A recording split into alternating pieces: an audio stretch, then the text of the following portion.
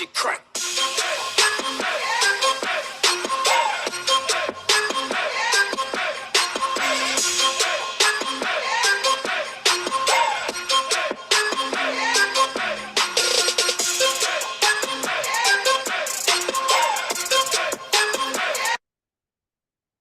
Peace, peace, peace, family.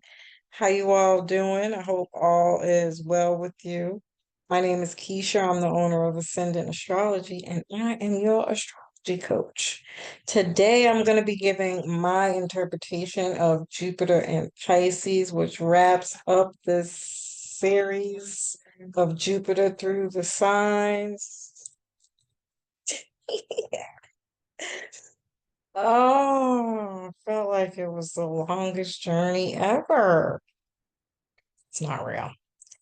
Um, so what is Jupiter? Jupiter rules the ninth house, and it's ruled by Sagittarius, or it rules the sign Sagittarius. Jupiter is expansion, optimism, upbeat, friendly, lucky, abundance energy. Jupiter is knowledge and wisdom, especially like higher education, like universities and universal law and learning through experience with wisdom. Um, it's also in a woman's chart the indicator of your husband, so marriage, and it can give you some insight to your in-laws, long distance travel, culture, foreigners, borders, and anything to do with that process of going to another country and the travel industry, morals, ethics, beliefs, philosophy, religion, and spirituality, broadcasting, publishing, public speaking, marketing, and building a website. It's the truth, your spiritual guidance, and the teachers in your life. And Pisces is the ancient ruler of Jupiter, so he is extremely happy here, but he also tends to be a little bit more on the spiritual side because Pisces is all about spirituality, other realms, the sea, the deep sea, um, dreams, illusions, delusions, your subconscious mind. So really tapped into the divine here. Somebody who is uh psychic and intuitive on an expansive level. So you see signs and symbols, you speak in signs and symbols, you resonate with signs and symbols, deja vu. Um, um, Synchronicities and numbers and things of that nature. So these can also be astrologers and any of the divinations, like what I talked about in Jupiter and Scorpio, and also um, Reiki, meditation, yoga, any faith-based practice or ritual, retreats, retreating, going inward to do the work so you know what it really takes to go through a dark night of the soul by through meditation. It might not always be through a struggle. It could just come to you like the way Medium was in her in that show. She just got dreams. She didn't ask for that shit. um she was born that way, and so it's something that is instinctively within you, stronger than it is in even most other people. These are sages and people that see far into the future or the past. um these could also be people who deal with any kind of field in psychology that has to do with the subconscious mind. So these are people who study dreams, people who work in sleep uh there's a word for it. I used to work in a sleep place. I can't remember the name of that. There's a name for it, but it's just right over my head. But in the hospital industry, heavy anyway. But studies, you might study somebody while they're sleeping, study dreams and a dream analysis, um, and anything else that has to do with the subconscious mind, like the metronome. People who what do you call that when people are put to sleep, and even magic and magicians who deal with putting people under something where they come out and now they're acting like chickens or barking like dogs, and they can get you to act on contact and things of that nature. All those fields, they're numerous and many. Um, but these can all run under the things of Pisces. Um, even numerologists with the synchronicities, but it could be with anything. It doesn't have to be just numbers, but anything that has to do with synchronicities or the repetitiveness of, seeing signs and symbols within things. Photographers, dancing, these are pole strippers, or like, you remember Pink and her daughter did that ballerina thing where they was like up in the air and shit. This is that kind of dance, not necessarily like b-boys, like Virgo, which is the opposite of this, although you could be, okay. Um, um, these could be yeah, because my teacher does whirling, which is a dance from some kind of culture. So you could be like those ritualistic people who do cultural dances and uh things that have to do with being under the sky at certain times to, you know, uh celebrate a star or a moon or, you know, any cultural thing,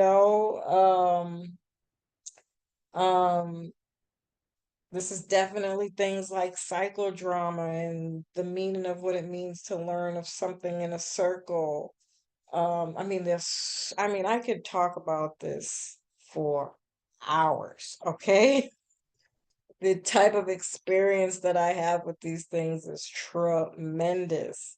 Um, and really, I wish that I could spend that much time here, but because I took uh, arts, my bachelor's is in arts, and I promise you, anything that you could think of that you can learn about around psychology and the arts, Pisces, this is all ruled, these are Jupiter and Pisces things, because when you get to the historical understanding of these things, they all come from some kind of cultural belief or philosophy from ancient times and ancient cultures even.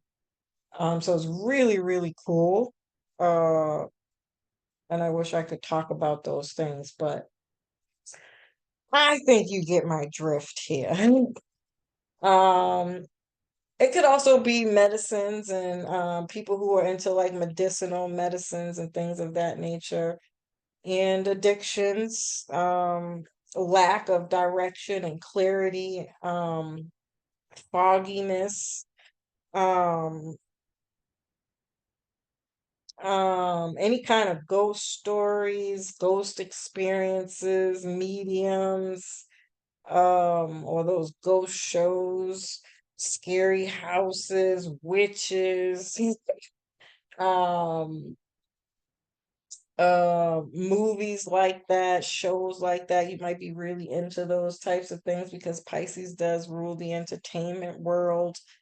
You can be extremely imaginative, but it be more like Harry Potter and anything Disney, because these are the directors, people who do things that are behind the scenes or behind anything, behind the screen, behind a camera, um, in private spaces, things that are done, uh, um, again, behind the scenes, so private spaces and places. Um, like a dark room, and things of that nature. Bedtime. Pisces rules bedtime, so things that you do, rituals and beliefs that you do before you go to bed. Um, um, yeah, I think I covered everything. Um, Empaths, and these people love being of service to people having to do with any of those things that I just mentioned. Very connected to other dimensions, very peaceful. They hear the call of the sea or the other realms. And you learn through um, imagination, meditation, or any kind of spiritual practice or belief. This could be somebody who believes they like people who go to ashrams where you got to take your shoes off before you enter or wear a garment. So definitely your gurus here. Um, like I think of big gurus like in um oh my God, why can't I think of the name? And Doctor Strange, it's the bald lady, right? She was the head of it all, even though Doctor Strange eventually took her spot.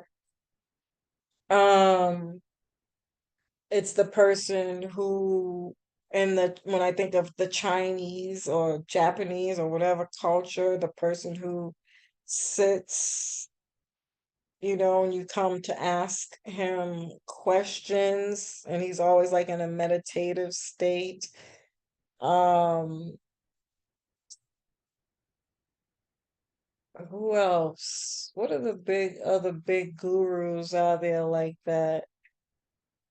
That's all I'm getting at the moment, but I think you get my drift here. Um, these people, women who have this transit will be attracted to these themes and or men who are into these themes. Um, this could also be like classical music and classical art.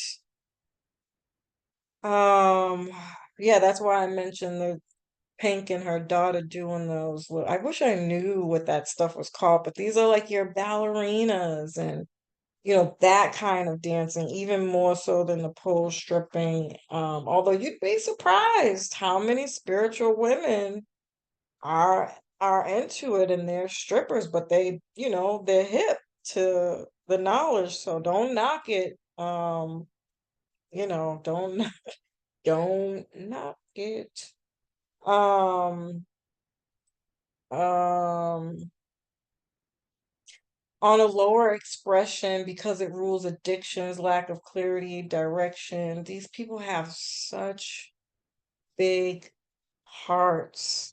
When it comes to love and relationships, unfortunately, these people tend to attract succubuses, energy thieves, energy vampires, victim mentalities, people manipulators, all those kind of words. Toxic, literally. Pisces rules toxicity.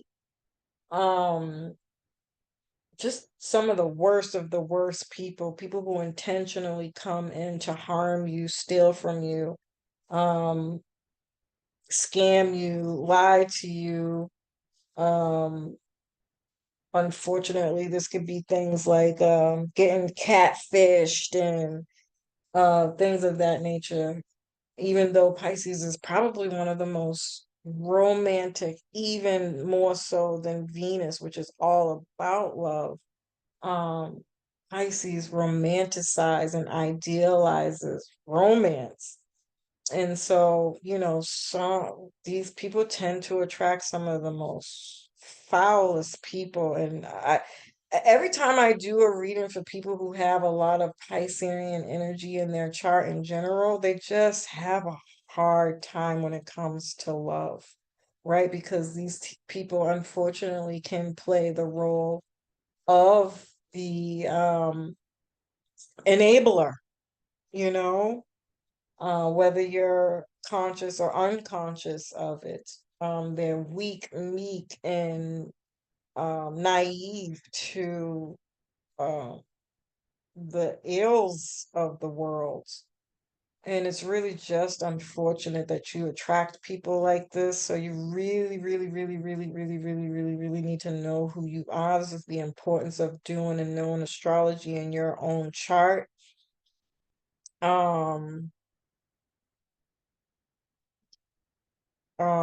so that you can be aware of these people when they show themselves to you. Be careful for feeling other people's feelings, because that could be a thing too. And don't give too much of yourself. You guys might also sleep a lot and be very shy and hide away from the world, which can debilitate or take away your Jupiter blessings.